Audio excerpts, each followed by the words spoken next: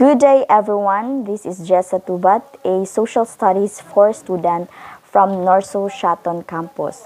For today's video, we will discuss the points to remember in oral interpretation, it is one of the topics in Module 8, Performing Literature, the Art of Oral Interpretation in the subject Speech and Oral Communication for Teachers. In this discussion, you will learn how to prepare for oral interpretation. You will also learn the characteristics of oral interpretation as well as on how to choose an appropriate quality material for oral interpretation and on how to analyze that material. So without any disturbances, let's begin. Again, our topic is about the points to remember in oral interpretation. But before we are going to discuss that, let us define first what is oral interpretation. Actually, there are a lot of definitions about oral interpretation, but I just gathered the most basic ones so that it is easy for us to understand it. Okay, so oral interpretation is the skill of reading aloud to convey an author's message. Primarily, it is an oral performance, and it is the performing of literature aloud for an audience to communicate meaning. So it is a skill of reading aloud a certain piece so that to convey the author's message to the masses. Okay, so here are the points to remember in oral interpretation. We have 9 points. First, characteristics of oral interpretation. Second, appropriate literature for oral interpretation. Third, analyzing literature. Fourth, preparing the material. Fifth, using your voice and body. Sixth, eye focus. Seventh, preparing a performance script. Eighth, rehearsing oral interpretation, and lastly, practicing relaxation. But let us go first with the characteristics of oral interpretation. So it is important for all of us to know and understand the characteristics of oral interpretation so that we will be enlightened of what is really an oral interpretation. It is stated here that oral interpretation involves the performing of literature aloud to communicate meaning to an audience. An interpreter, so the interpreter is the person who interprets a certain piece. He or she analyzes the literature and uses his or her voice to communicate the results of the analysis. The interpreter serves as the connection or the bridge between the literature and the audience. Oral interpretation is different from public speaking or acting. So here are the major differences between them. Okay, first, you are not the author. So in oral interpretation, you are not the author. You are performing literature written by another person. Meaning to say, you are not sharing your own personal thoughts and feelings as you would in public speaking. So, in public speaking, you make your own piece. The idea comes from within your mind. So, in oral interpretation, you interpret or you read aloud a certain piece from the author. So, you are not the author. Second, you perform the author's words by direct reading. As an interpreter, you bring to life the exact words of another person. So, what is written in a piece by the author, you read that exactly. Meaning to say you haven't made any changes, which is not appropriate. And third, you interpret a piece of literature. You are not trying to create a message to persuade or inform your listeners. So just like in public speaking, most of the time they want to persuade, to inform, to give awareness. But in oral interpretation, you are trying to help the listeners see the images you are creating orally. Your goal here is to share the meaning of the literature as you interpret it. And lastly, the major difference is You remain yourself during the performance. Let us compare acting into oral interpretation. When you are acting, you take on the role of a character in a play. Whereas when you are interpreting, you use your voice and body to suggest the mood or the characters. But always remember, you do not become a character. So those are the major differences between oral interpretation and public speaking or acting. So the second point to remember is on how to choose an appropriate literature for oral interpretation. So here are some of the many kinds of literature that you could use for oral interpretation. First, we have favorite authors, literature collections, biographies or autobiographies, and or plays or screenplays. As you select your performance material, think about these standards: the quality of the literature, its audience appeal, the oral possibilities of the literature, and your feelings for the piece. Let us have first the quality of the material. It has a theme that connects the reader or listener to common human experiences such as love, anger, joy, and pain. It also has conflict, which is the struggle between two opposing forces. So all people have experienced conflict within themselves or with the other people or with nature. The literature should help the reader see ordinary ideas in a new way, and the material should excite the reader's imagination. Example, a teacher's read a poem that illustrates this, Foul Shot by Edwin Howey, which is trying to accomplish a goal under pressure. And second, audience appeal. There are a lot of questions that could raise up on your mind, just like ask yourself how your learners will respond to the material you selected. First question, is it appropriate for the age, concerns, and feelings of your audience? Does the piece fit the occasion? So those are some of the questions that you can raise on your mind. And third, oral possibilities. Can your listeners grasp the meaning of your piece in just one reading? If the language is too difficult or sentence structure is too complex, then that literature is not appropriate for reading aloud. So because if there is a difficulty in the language, the audience will also have the difficulty to understand it. Okay. And next is your feelings. You must feel a connection to the material. You cannot expect an audience to get excited over a piece that has no meaning for you. Okay, feelings is very much important because if you don't feel connected to the literature, you will have a hard time communicating its meaning to your audience. That is very true.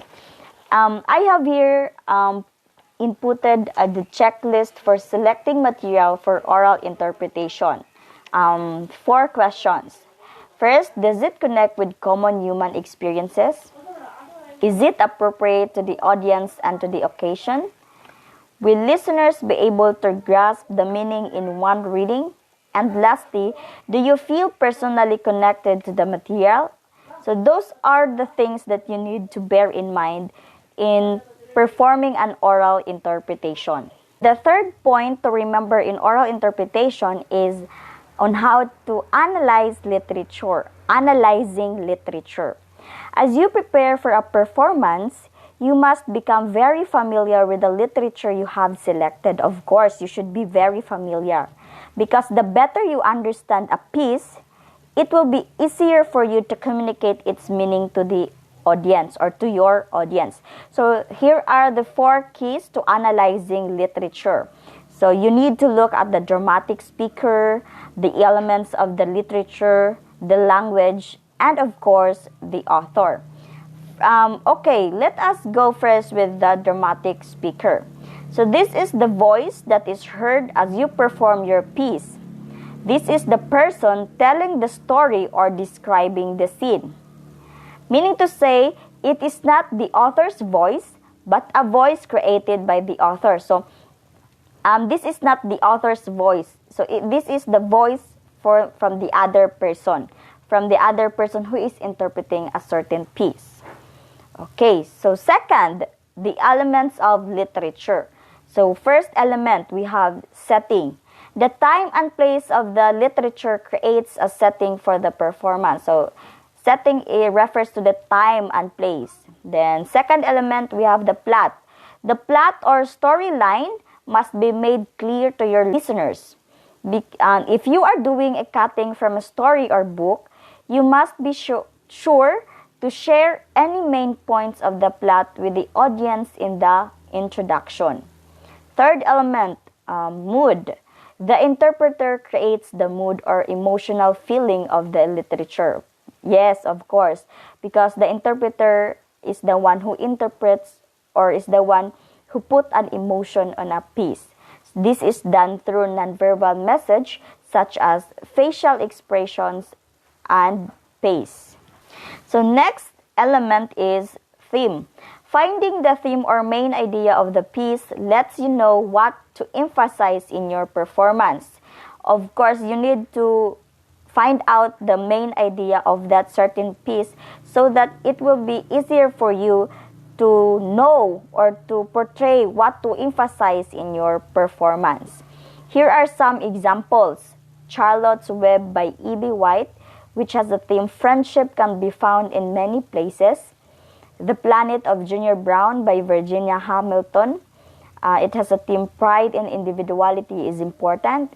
And Bridge to Terabithia by Catherine Patterson, which has a theme Death Does Not End the Influence of Someone in Your Life. Okay, next element, we have conflict. Conflict is at the heart of most literature. Ngano mang natawag siyang heart of most literature? Because without conflict, it would be hard for an audience to get involved in a story. Yes, of course. And then next element, we have characters. These are the interpreters need to understand their characters in order to get a sense of how to portray them in the performance. Yes, dapat imusang ila-ilahon ng character in order for you to know unsaon na nimo pag-portray as an oral interpreter. Unsaon na nimo pagbuhat. And the last element is culture. There are many works of literature which are written from a cultural perspective which are different than our own. So, daghan tang mga literature nga based sa cultural perspective. And a next standard that we are going to bear in mind is the use of language. As an interpreter, you need to study the author's word choice, style, and rhythm and rhyme. Because if you don't understand why something is expressed in a certain way, definitely you can't communicate its meaning to an audience. So word choice. You need to quote the author exactly as it is written. The words were chosen for a reason and should not be changed. Yes, you are not allowed to change the words from that certain piece because you are not the author of that piece. Then next, the style. The way a piece was written helps create the mood or feeling for your listeners. Writers use imagery, descriptive and figurative language to appeal to listeners' eyes and ears. Next, we have rhythm and rhyme. All poems have rhythm. You need to determine what it is. Some poems are rhymed, and therefore you must decide how you will read it. And then lastly is the author. You can understand a piece of literature better by studying its author. So you have to try to find out what time in the life of the author the piece was written. What was going on in his or her life? Is there a significance to the time or setting? On what themes does the author generally write? So those are some of the questions that ma-question nimo sa imuhang kaugalingon about the author. Okay, so the next point is preparing the material. So this one we are going to discuss how to prepare the material. So there are two important steps in preparing your piece for performance, which are cutting the literature and creating an introduction. So let us go beyond first cutting. Cutting means shortening a piece of literature by taking out parts without changing its meaning. So imong pamubaan. Sometimes a piece of literature is too long and it must be cut. So therefore na ay cutting. So in shortening a piece, you can cut the following. First, unnecessary descriptions.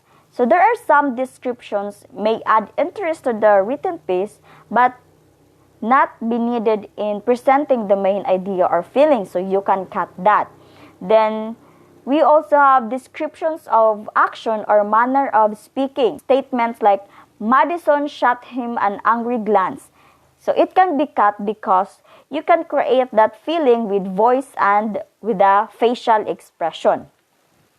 And then another one is a statement of he said or she said. So since you are creating the characters through your voice and non-verbal actions, you can leave out words that tell who is speaking. Kaya ikaw na may gakuan ana. So you can cut that. And then this one, take note of this one. Offensive words. From the word of offensive, therefore it must be cut. So these are any word that might upset listeners can be substituted. So that is exception to the real rule of not changing words. So therefore, it can be removed. Kaya it can hurt your audience. Okay. And lastly is unnecessary characters. Sometimes there are minor characters in a scene for a short time. We cut that character's line as long as it does not change the meaning of the scene. Okay, the second step in preparing your piece for performance is to create an introduction. So here are the effective introductions to do. Okay, capture the audience attention. Tell the author and title. Give any necessary background information about the piece or author. Set the scene. If possible, tie the piece to the audience experience. Okay, so mo to siya mga effective way in creating an introduction. Okay, so the fifth point to remember in oral interpretation is on how to use your voice and body. To begin, this of yourself as a dramatic speaker, there is a fine line between acting and interpretation. So there is a difference between acting and interpretation. If the dramatic speaker is an uninvolved narrator or observer, your voice and body should reflect that. Whereas if the dramatic speaker is a character in the middle of an argument, your voice and body should show the character's anger. So argument, so naagunay anger, kay naay conflict na nahitabo.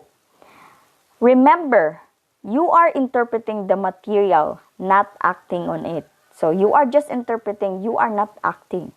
You are sharing the story with your listeners with your voice and body. So through the use of your voice and body. In the non-verbal part of your performance, you need to consider sense recall, use of voice and use of body. So what is sense recall? So sense recall is remembering physical experiences you have had, which will help to suggest images or sense memories to your audience. Physical experiences you recall include sounds, taste, smells, touch, and sights. For example, you could recall biting into a lemon and the sour taste. If you are describing the sour taste of an unripe green apple, so that is an example of sense recall. So naa siya kuan nabilong siya sa taste ng physical experience. Then we also have body recall. So body recall is when you remember your kinesthetic of or bodily responses when you had feelings such as fear, anger, anxiety, or great joy. For example, if you are interpreting a piece where the character is afraid of an intruder in her home, you would want to recall a situation where you were very afraid and use that feeling for your character. So, imo na siyang himuon nga feeling para maka-exert ka ato nga emotion or ma-perform nimo tong iyang character nga afraid, for example, afraid. And then, third is use of voice. Your voice will sound different depending on the tone of the piece. So, mag-usob-usob na imong voice, dynamic na imong voice, depending on the tone of the piece and who your characters are. So, it will depend on the tone of the piece and the characters that you are going to portray. So, volume can have a great effect on your performance. That's very true. Dapat kusog imuhang volume kay dito, it will ma-feel sa mga audience kung unsay bot pasabot ana, they can understand. Example in using your voice. A shy character would speak more softly than a confident one. So shy, so speak na siya soft iyahang the way she speaks. And then an angry character would speak more loudly than a sad one. Of course, angry, so the voice, the tone of his or her voice should be loud. Then as a narrator, you would speak more softly to describe a peaceful scene than you would to describe a hurricane coming through. Your pitch will vary as you read male or female, adult or child voices, of course. An excited person has a pitch higher than a depressed one. Your rate of speech will be faster or slower depending on the text. So, mo to siya kuan example that we could cite on using your voice. Next one, we have the use of body. You bring characters to life by using posture, gestures, and facial expression. You may use gestures such as shrugging your shoulders, pointing your fingers, or scratching your head. You may throw a punch at the audience to represent a fight, but you won't actually get into a fist fight with another character. So, it is just using your gesture, using your hand. You can create a mood with your posture, such as an embarrassed child by rounding your shoulders forward and hanging your head toward your chest. Your facial expression should quickly communicate the mood of the piece to your audience. A joyous mood can be shown with a smile, and a scary mood can be shown by tension in your face. Because you can't use large movements, you may want to exaggerate your facial and expression a little to communicate the meaning. So in oral interpretation, you cannot have a wide movement. No, you are just using your gesture, your facial expression to express a certain feeling. Okay, so do you get that? Great. So let us move on to the 6th point to remember. We have the eye focus. So this one, talks about the eye contact. Look at the audience when you are performing. Scanning the audience slowly and pausing, holding your gaze every once in a while before continuing to scan. However, if you have more than one character, one way to show the difference between the characters is to have a different but consistent eye focus for each character. For example, you may look at a spot on the back wall when speaking as the first character and then shift your eyes to a different spot as the second character. So, the example, diri ka, imuhang eyes, first character, diri imong eyes, and then, pagka another character, mo ato na pagka sa another nga spot. The audience should see your head and eyes move slightly as you switch characters. You don't want to swing your head each time a different character speaks. Okay, so mo to siya sa eye focus. If you have a more than character, dapat makakita sa mga audience ang imong switch sa imuhang eyes and as well as your head as you move it slightly. Okay, so another point to remember is preparing a performance script. Of course, in an oral interpretation, you need to prepare a script so that you will be guided on the flow of your performance. To prepare a performance script, you must do the following. First, order the literature pieces in the order you will perform them. Second, mark the pieces to reflect your thinking on how you will perform them. And third, create the overall structure of the performance, including transitions between pieces and insertion of the introduction. Okay, first, ordering the pieces. When performing several short pieces such as poetry program, you need to put it in order to create the right mood and keep the audience interested. This is known as weaving the pieces together to create the whole effect. Then second is marking the script. Okay, involves writing symbols that will help you to remember how to read the script. So there are many symbols that will work as long as you know and will remember what they mean. So here are few suggestions or tips for marking a script. For pauses, use one diagonal line to show a pause and two diagonal lines to show a longer pause. For in terms of emphasis, use a solid underlining to indicate words to be stressed, while a wavy line to underline words that need a special tone or special emphasis. Then, for pronunciation, write the letter X over a syllable that needs stress. Then for movement, write Q to show a special movement, and for the rate, use highlighter colors to show changes in pace. The last step on how to prepare your script is to create the structure. You need to decide where in the piece your introduction will go. Generally, it will be after a 30-second to 1-minute performance teaser. All your transitions and markings should be noted in the correct place, and your script should glued onto cardstock or construction paper pages and put it in a 3-ring binder.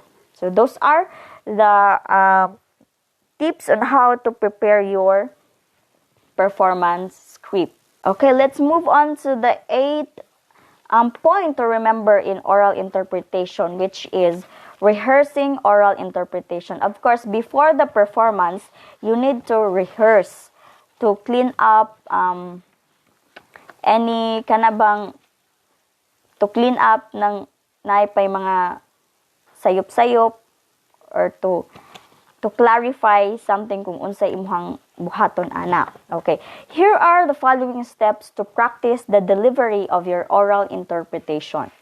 First, read your piece silently 2 or 3 times. Go straight though, don't stop and start over, and don't go back over any section. Second step, repeat step 1 this time aloud. So, sa first step, kanang hilom pa nimo pag-read ang piece. Then, second step, you repeat step 1, then this time around, kusog na siya. Meaning, madungog na nimo kung unsa imuhang gisulti. Then, the third step, stand up, give your piece while looking up at regular intervals. Practice gestures and movement. Work with your script, follow your markings, complete the entire piece. This is a rehearsal, so it doesn't matter if you make mistakes. So, rehearsal pa man na. So, kuan ra ka ng okay rag masayop.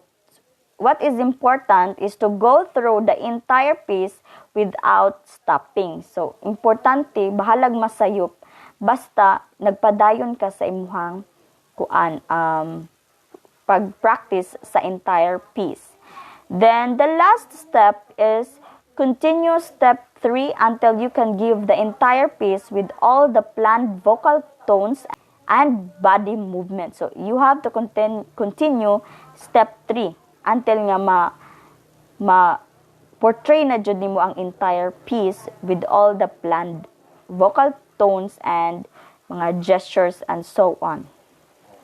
And then the last point to remember in oral interpretation is practicing relaxation. So we cannot deny the fact nga every time you are going to perform to many audiences, to the masses, di gud na nato malikay nga dili ta makulbaan. So here are some strategies to feel relaxed during the performance.